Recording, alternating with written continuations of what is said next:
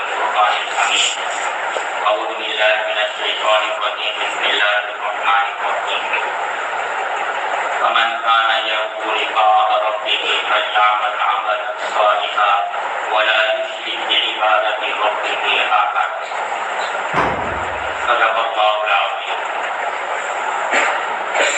میں نے آپ کے سامنے جو آیت کریمہ تلاوت فرمائی، اس آیت کے ماتحت حافظ ابن کثیر رحمۃ اللہ علیہ فرماتے ہیں کہ یہ آیت کریمہ دلیل ہے کہ عند اللہ عمل مقبول ہونے کی دو شرطیں ہیں۔ شرط اول عمل مطابق شریعت ہو، اور شرط ثانی عمل رضائے الہی کے لیے۔ مذکورہ تشریح سے یہ بات روز روشن کی طرح عیاں ہو جاتی ہے کہ عند اللہ کوئی بھی عمل بالخصوص حصول علم اس وقت تک قبولیت کی منازل سے نہیں کر سکتا ہے جب تک کہ اس میں اخلاص کی روح موجود نہ ہو۔ مگر افسوس کی بات یہ ہے کہ ہمارے طلباء عام طور پر بدنیتی سے زیادہ بے نیتی کے شکار ہوتے ہیں۔ ان کی کوئی نیت ہی نہیں ہوتی ہے کہ ہم کیوں پڑھ رہے ہیں، منزل کا تعین ہی نہیں کہ ہمیں کہاں تک پہنچنا۔ اس لیے ہر طالب علم کا درست نقطۂ آغاز اور مقصد صرف اخلاص ہونا چاہیے۔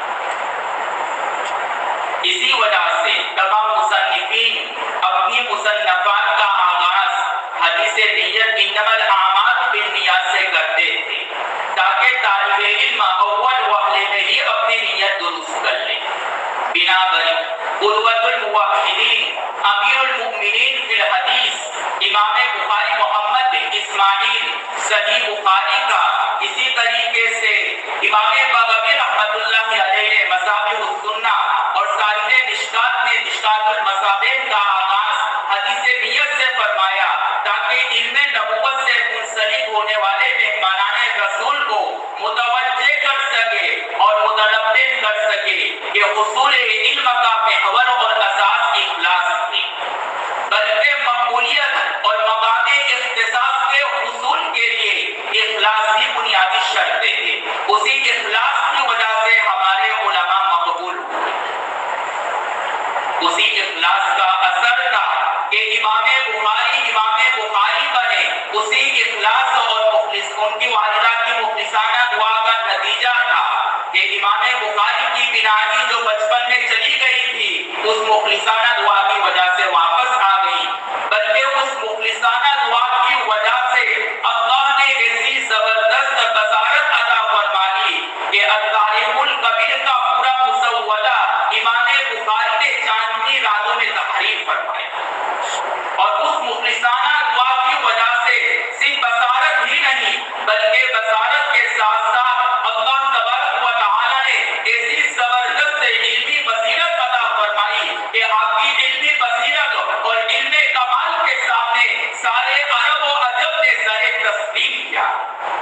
چنانچہ بخاری کے محدث کبیر امام دارمی ایک مرتبہ سند حدیث بیان کرتے ہوئے فرمایا عن سفیان عن ابی الزبیر عن ابراہیم، تو امام بخاری رحمۃ اللہ علیہ نے فرمایا کہ یہ سند غلط ہے، صحیح سند یوں ہے عن سفیان عن الزبیر وهو ابن علی عن ابراہیم۔ اس وقت امام بخاری صرف 11 سال کے تھے، اور جب آپ نے التاریخ الکبیر اور فضائل الصحابہ والتابعین کی تصنیف کی تو اس وقت آپ صرف 18 سال کے تھے۔ گویا کہ آپ 18 سال میں مصنف بن گئے تھے، بلکہ اس کے علاوہ آپ نے کئی کتابیں تصنیف فرمائی جن میں قابل ذکر تصنیف الجامع الصحیح المسند البخاری المختصر من امور رسول اللہ صلی اللہ علیہ وسلم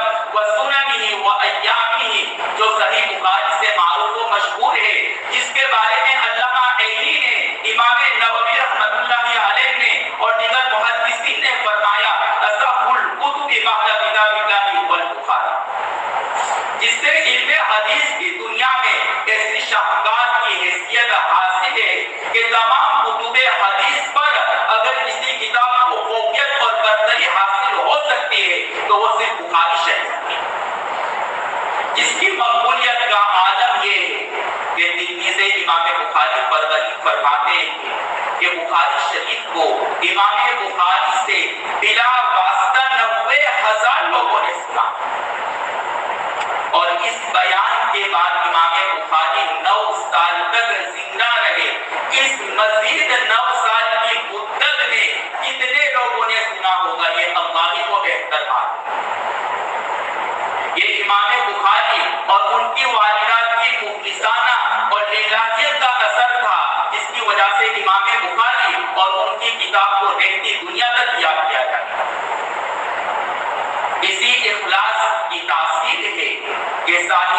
ہدایت کو اس اخلاص اور للہیت کے ساتھ تسلیم فرمایا کہ اتنی صدی گزر جانے کے بعد ہدایت کی افادیت اور مقبولیت میں کوئی کمی نہیں آئی، بلکہ مزید اس کی افادیت اور مقبولیت کی بدی بڑھتی جا رہی ہے۔ اس سے صاحب مفتاح السعادہ لکھتے ہیں کہ یہ کتاب 13 سال میں مکمل ہوئی اور اس مدت اور عرصے میں صاحب ہدایہ مسلسل روزے سے رہے اور پوری کوشش کی کہ کوئی مطلع نہ ہو سکے کہ آپ صائم ہیں، اور جب خادم کھانا رکھنے آتا تو کہہ دیتے رکھ دو، بعد میں کسی طالب علم کو کھانا دے۔ اسی اخلاص اور صاحب ہدایت کی الہیت کا ثمرہ تھا کہ اللہ تبارک و تعالی نے ہدایت کو مقبولیت کی انتہا تک پہنچا دیا، بلکہ قبولیت کے اس درجے تک پہنچا دیا کہ علامہ کشمیری رحمت اللہ علیہ جیسی عظیم شخصیت یہ کہنے پر مجبور ہوئے کہ میں ہر کتاب پر کچھ نہ کچھ لکھ سکتا ہوں، لیکن کتاب اللہ کے بعد ہدایہ اور بخاری پر میں کچھ نہیں لکھ سکتا۔ ان واقعات سے یہ بات روزے روشن کی طرح عیاں ہو جاتی ہے کہ ہمارے اسلاف کے مقبول ہونے کی اصل وجہ اور اصل راز اخلاص ہے۔ اس لیے ہمارے لیے ضروری ہے کہ سب سے پہلے ہم تصحیح نیت کر لیں۔ تصحیح نیت کے 3 مراحل ہیں۔ پہلا مرحلہ یہ ہے کہ ہم یہ نیت کریں کہ میں رضائے الہی کے لیے پڑھ رہا ہوں تاکہ میں اللہ کا محبوب اور عاشق رسول بن جاؤں، اس لیے کہ آپ صلی اللہ علیہ وسلم یہی ذات محبوب ہے۔ جیسا کہ علامہ کشمیری رحمۃ اللہ علیہ نے فرمایا کہ آپ صلی اللہ علیہ وسلم سے سرچشمۂ ہدایت کی وجہ سے محبت نہیں ہونی چاہیے، بلکہ بنحیث ذات محبت ہونی چاہیے کہ آپ کی ذات بابرکت ہی ایسی ہے کہ کسی کو بھی آپ سے محبت ہو جائے۔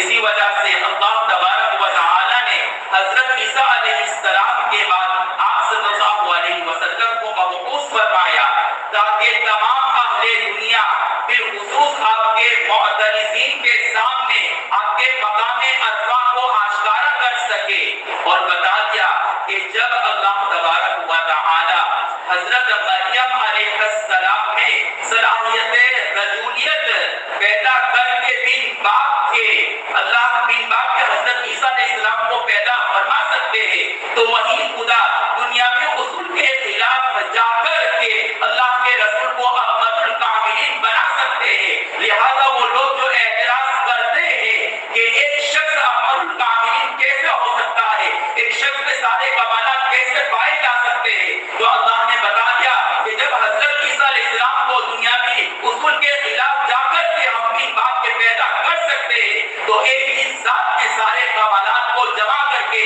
ذات اقدس صلی اللہ علیہ وسلم کو میں احمد الکاملین بنا سکتا ہوں۔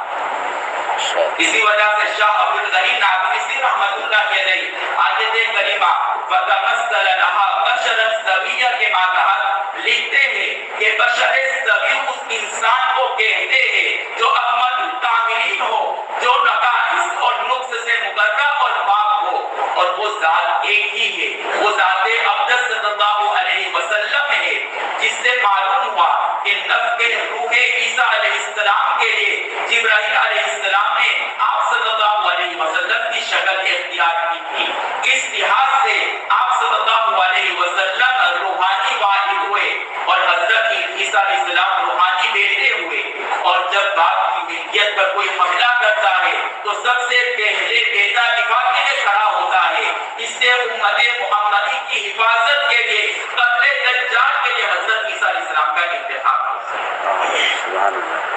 تو پہلا مرحلہ یہ ہے کہ ہم رضائے الہی کے لیے عاشق رسول بننے کے لیے پڑھے، اس لیے کہ جب ہر شخص عاشق رسول بن جائے گا تو آپ کی الہی شریعت پر عمل کرنا سہل ہوگا۔ اور یہی تصحیح نیت کا مرحلہ ثانی ہے کہ انسان اتباع اور ہر طالب علم اتباع نیت سے پڑھے، اور تصحیح نیت کا تیسرا مرحلہ اشاعت دین ہے کہ ہم اس نیت سے پڑھے کہ میں خود ہی سیکھوں گا، دوسرے کو بھی سکھاؤں گا۔ الغرض حسن نیت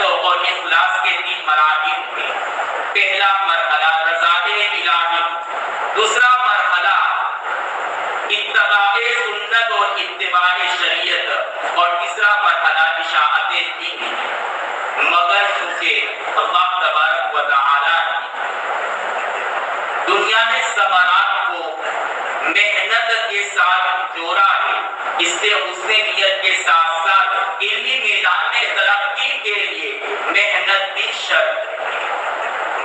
اپنی تمام صلاحیتوں کا بھرپور استعمال کرنا ضروری ہے۔ جیسا کہ ہمارے اسلاف نے اس قدر محنت کی کہ شیخ عبدالفتاح القداس نے اپنی مشہور و شرح افاق کتاب صفحات من صبر العلماء علی شدائد العلم و تحصیل کے مقدمے میں لکھنا کرا کہ ہمارے اسلاف نے علم کی خاطر قربانی اور صبر آزمانے کے ایسے حیرت انگیز واقعات کا مظاہرہ کیا کہ عقل انسانی اس کو قبول کرنے کے لیے تیار نہیں ہوگی، مگر اتنی مستند روایت اور معتبر لوگوں سے مروی ہے کہ آپ کو صحیح ماننا پڑے۔ علماء نے صبر و ضبط کا ایسا مظاہرہ کیا کہ ان کی قوت و برداشت کے سامنے خود صبر بے صبر ہو گیا۔ اس لیے قاضی ایاز مالکی ترتیب المدارک میں لکھتے ہیں کہ عبد الرحمن بن قاسم نے طلب علم کے لیے زبردست محنت کی۔ چنانچہ خود ابن قاسم فرماتے ہیں کہ میں 17 سال امام مالک کی خدمت میں حصول علم کے لیے رہا۔ اس مدت میں میں نے نہ کچھ خریدا اور نہ کچھ بیچا، اور جب میں محدث اور اپنے زمانے کا فقیہ بن گیا تو اچانک ایک لباس میں ملبوس شخص آیا جو اجنبی تھا میرے لیے۔ اچانک اس نے میرے پیشانی کا بوسہ لیا اور فرمایا کہ میں تمہارا والد ہوں۔ جب تم رہنے مادر میں تھے میں سفر کے لیے نکل پڑا، اور جب میں آیا تو تم طلب علم کے لیے اور حصول علم میں مشغول تھے، اس لیے میں تمہاری ملاقات نہیں کر سکا۔ لیکن آج جب مجھے پتا چلا کہ تو اپنے زمانے کا محدث بن چکا ہے، فقیہ بن چکا ہے، اس لیے میں تیری ملاقات کے لیے آیا۔ یہ ہمارے اسلاف تھے جو سال ہر سال تک بازاروں کا اور گھروں کا رخ نہیں کیا، اور ایک ہے ہمارے مدارس کے طلبا جو بہانے پر بازاروں اور گھروں کا رخ کرتے۔ اسی طرح بقیات الآیات محمد ابن طاہر المقدسی کے بارے میں لکھا ہے کہ حصول علم اور طلب حدیث کے خاطر لمبی مسافت اور طویل سفر کرنے کی وجہ سے ایک بار نہیں کئی بار ان کا پیشہ ہو۔ اسی طرح قاضی سبکی نے طبقات کبریٰ میں لکھا ہے کہ امام بخاری نے طویل سفر کرنے کی وجہ سے حصول علم کے لیے ان کی بینائی واپس چلی گئی تھی، لیکن خراسان کے حاذق سے معالجہ کرنے کے بعد صحیح ہو گئی۔ اسی طریقے سے عمار ابن رجا اپنے بارے میں لکھتے ہیں کہ میں 30 سال تک اپنے ہاتھ سے کھانا نہیں کھا سکا، کتابت حدیث کرتا تھا اور میری بہن لقمہ میرے منہ میں ڈالتی تھی۔ یہ ہمارے اسلاف تھے جو کئی سالوں تک کھانے کو ہاتھ نہیں لگایا، اور ایک ہے ہمارے طلبا کہ کھانا کو چھوڑنا تو درکنار دیکھ تک کو نہیں چھوڑتے، اور اتنا ٹھوس کے کھاتے ہیں کہ پھر بعد میں مجبوراً گیس کی گولی کھانی پڑتی، اور ایسی معطر خوشبو چھوڑتے ہیں درستگاہ میں علمان بھر۔ یہی حالت عمر میاں کی، سمجھ رہے مرنے سے 2 گھنٹے پہلے عمر میاں بریلوی صاحب لکھتے ہیں اپنے خادم سے کہ میری وفات کے بعد قرآن خانی میں عائشہ اور اقربا سے درخواست کی کہ کھانے میں کچھ چیزیں بھیج دیں۔ وہ کچھ چیزیں کیا ہے؟ بکرے کی بریانی، چکن پلاؤ، پکوڑے، ادرک اور اس میں ادرک کے ساتھ ساتھ کچھ عدد کی دال بھی ہو، اور اسی طریقے سے کچوری ہو، اسی طرح شبابی کینے ہو۔ اس کے ساتھ ساتھ اس نے کہا کہ برف کا گولا تو ہونا ہی چاہیے۔ پھر کہا اور کیا چاہیے؟ تو کہا بالائیکی چاہیے۔ کہا اور کیا چاہیے؟ کہا کہ پراٹھے بھی چاہیے۔ پھر واپس اس نے کہا کہ برف کا گولا لکھا وہ بھی دودھ کا ہونا چاہیے۔ تو کہا حضرت آپ نے لکھوا کیا ہے؟ تو کہا اچھا ایک چیز بول رہا ہوں، سودے کی بوتل لکھ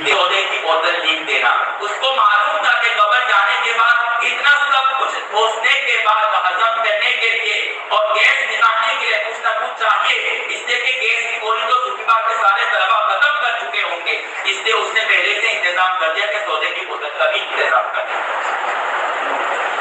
تو یہ ہمارے اسلاف تھے جنہوں نے علم کے خاطر کئی سالوں تک کھانے کو ہاتھ نہیں لگایا۔ اسی طریقے سے قاری فتح محمد پانی پتی رحمت اللہ علیہ کے بارے میں آتا ہے کہ ان کو قصیدہ شاطبیہ کے ساتھ 8 قصیدوں جو پڑھنے تدریس سے متعلق تھے، جس میں تقریباً 4000 اشعار تھے، وہ سب کے سب ازبر تھے۔ صرف اتنا ہی نہیں بلکہ قراءت عشرہ مع طروق ترتیلا تدویرا حضرا، ہر طرح سے ہر جگہ سے کسی بھی وقت کسی بھی مجلس اور کسی بھی نماز میں بلا جھجک پڑھ سکتے تھے۔ صرف جوانی میں نہیں، بڑھاپے میں بھی یہی حالت ہے۔ چنانچہ بڑھاپے میں ان کی حالت کے بارے میں لکھا گیا کہ ایک مرتبہ ایک ہی مجلس میں پورے قرآن کی ہر آیت کا پہلا کلمہ الحمدللہ سے شروع کر کے آخر تک اس طرح پڑھتے چلے گئے کہ ایسا محسوس ہو رہا تھا کہ وہ سورہ فاتحہ پڑھ رہے ہیں۔ یہ ہمارے اسلاف تھے جنہوں نے حسن نیت کے ساتھ ساتھ محنت بھی کی، اس لیے ہمارے اوپر لازم ہے کہ حسن نیت کے ساتھ ساتھ محنت بھی کرے، تب اللہ تبارک و تعالیٰ ہمیں کامیابی عطا فرمائیں گے۔ اللہ تبارک و تعالیٰ جو باتوں پر عمل کرنے کی توفیق عطا فرمائے گا۔ ماشاء اللہ۔